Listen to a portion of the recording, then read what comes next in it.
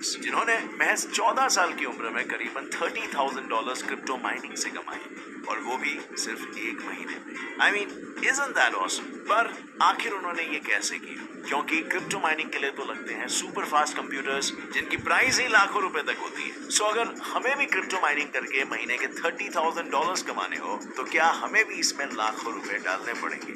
लेकिन ऐसे भी कई माइनर्स हैं जिन्होंने कम इन्वेस्टमेंट में भी ज्यादा से ज्यादा क्रिप्टो माइन किए। तो आखिर ये लोग कौन सा रास्ता अपना रहे हैं जो इतने कम इन्वेस्टमेंट में भी क्रिप्टो माइन कर पा रहे हैं? I mean, क्या कम खर्चों में क्रिप्टो माइन करना पॉसिबल भी है? Well, मैं हूँ गौरव, और आज हम इन्हीं सारी इंटरेस्टिंग सवालों के साथ शुरू करने वाले हैं आज का हमारा ये वीडियो, जिसका टाइटल है घर बैठे क्रिप्टो माइन करें।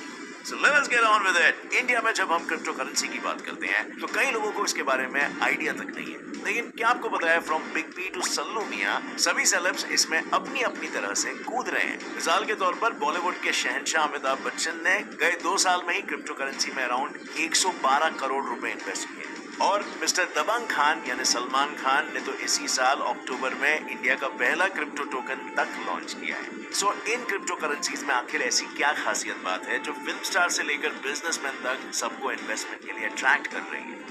इन हजारों लाखों क्रिप्टो इन्वेस्टमेंट्स के पीछे का रीजन है क्रिप्टो का सिक्योर ब्लॉकचेन सिस्टम। ये system, as the name says, basically जिन 2 वर्ड से मिलकर बना है वही उसका मतलब भी बयान करते हैं, यानी कि ब्लॉक और चेन। क्योंकि जैसे किसी ट्रेन में एक डब्बा दूसरे डब्बे से, दूसरा डब्बा तीसरे से और तीसरा डब्बा चौथे से जुड़ा होता है, उसी तरह ब्लॉकचेन सिस्टम में भी जैसे ही एक ब्लॉक में कोई क्रिप्टो ट्रांजैक्शन दर्ज होता है, वैसे ही उससे जुड़े अन्य ब्लॉक्स में भी वो ट्रांजैक्शन दर्ज हो जाता है।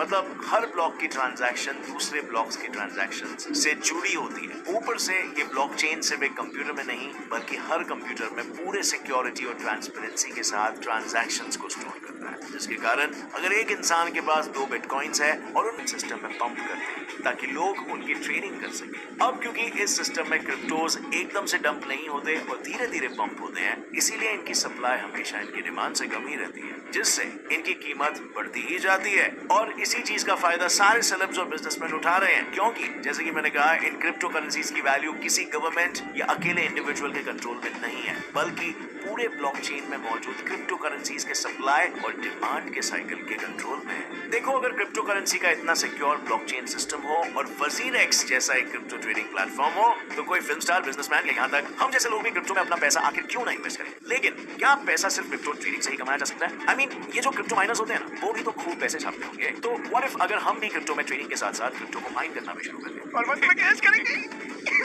पैसा ही पैसा होगा। बट वेट, क्या ये इतना आसान है? System requirements and calculation for setup.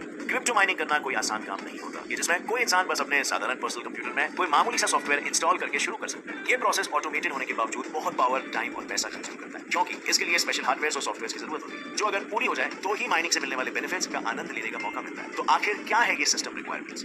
Crypto के ब्लॉकचेन सिस्टम में बहुत सारे कंप्यूटर्स एक साथ सिंक्रोनसली कनेक्टेड होते हैं, जिस वजह से माइनिंग के लिए आपको तेज प्रोसेसिंग पावर वाले कंप्यूटर्स के एक पूरे इंटरकनेक्टेड जाल की जरूरत पड़ती है, जिसे माइनिंग रिग कहा जाता है। इस माइनिंग रिग में basically application specific integrated circuits यानी ASICs लगे होते हैं, जो बेसिकली उस रिग की सारी प्रोसेसिंग पावर को अन्य अननेसेसरी कामों से हटाकर सिर्फ और सिर्फ माइनिंग कोड को क्रैक करने की तरफ डाइवर्ट करने में मदद करते हैं। ऐसे हाई एंड ASIC रिग्स की कीमत पर कंप्यूटर अराउंड 1 लाख रुपीज से भी ज्यादा होती है, जिसे हर किसी का जेब नहीं झेल सकता। ऊपर से ये रिग्स समय के साथ पुराने भी होते हैं, जिसके कारण इनको हमेशा अपग्रेड करते रहना पड़ता है। मिसाल के तौर पर इन ऐसे रिग्स में अगर और 10 पीसीस को ऐड करना हो, तो सिर्फ वही इस पूरे सिस्टम की कीमत को अराउंड 10 लाख रुपए से बढ़ा देता है, और इस पूरे सिस्टम को माइनिंग फार्म कहा जाता है। साथ ही इन सारे हार्डवेयर और रिग्स को हमेशा 24 घंटे ऑन रखना पड़ता है, जिसके लिए कंटिन्यूअस इलेक्ट्रिसिटी का होना जरूरी होता है। यानी इस माइनिंग में आपके टोटल हार्डवेयर की प्राइस के साथ साथ आपकी डेली इलेक्ट्रिसिटी का बिल भी ऐड हो जाता है, वो भी इतना कि आपकी जेब पर एक भारी असर डाले, क्योंकि आपका माइनिंग हार्डवेयर जितना बड़ा होगा उतना ही ज्यादा अमाउंट में इलेक्ट्रिसिटी को कंज्यूम करेगा। पर ये तो हुई खुद माइनिंग फार्म खोलकर क्रिप्टोस माइन करने की बात। क्या हर वक्त क्रिप्टोस को माइन करने के लिए ऐसे महंगे हार्डवेयर और इलेक्ट्रिसिटी के बिल में इन्वेस्ट करना जरूरी होता है? I mean, इतने पैसे डाल बहुत ज्यादा होता है, जो किसी भी क्रिप्टो माइनर के लिए सबसे त्रासदायक काम होता है, और इसीलिए वो अपने इस माइन फार्म के मेंटेनेंस का कुछ शेयर आपसे वसूल करते हैं और बदले में आपको कुछ क्रिप्टो करेंसी देते हैं ताकि आप उन्हें मार्केट में बेच सकें। यानी इस तरह के माइनिंग प्रोसेस में जितने भी ब्लॉक्स लेजर्स सॉल्व होंगे, उतने रिवॉर्ड क्रिप्टो माइनर्स को मिलेंगे, और उन मिले हुए रिवॉर्ड्स में से आपने जितना इन्वेस्टमेंट माइनिंग के प्रोसेस के लिए दिया था, उसके अनुसार आपको भी क्रिप्टो करेंसी रिवॉर्ड का शेयर मिलेगा। सो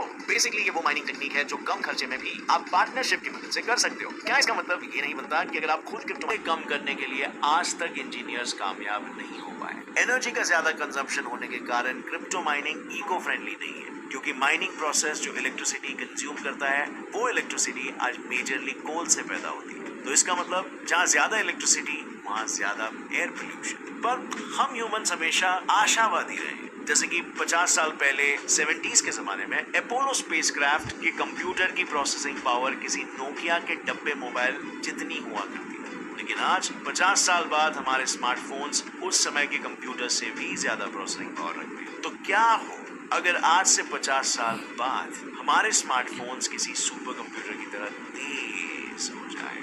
फिर तो हर कोई घर बैठे बैठे क्रिप्टो करेंसी माइन करने लगेगा और उसकी सप्लाई बढ़ने से डिमांड घट जाएगी। अब आपको क्या लगता है, ऐसा होना पॉसिबल है? क्या घर बैठे क्रिप्टो माइन करना आसान होगा? लिखिए अपना जवाब नीचे कमेंट सेक्शन में। और आप फ्रेंड्स, जाने से पहले WazirX ऐप डाउनलोड करना मत भूलना। अभी से इसमें आप इन्वेस्टिंग करके, ट्रेडिंग करके आप पैसा कमाना शुरू कर सकते हो और नॉलेज गेन करना भी, क्योंकि आपने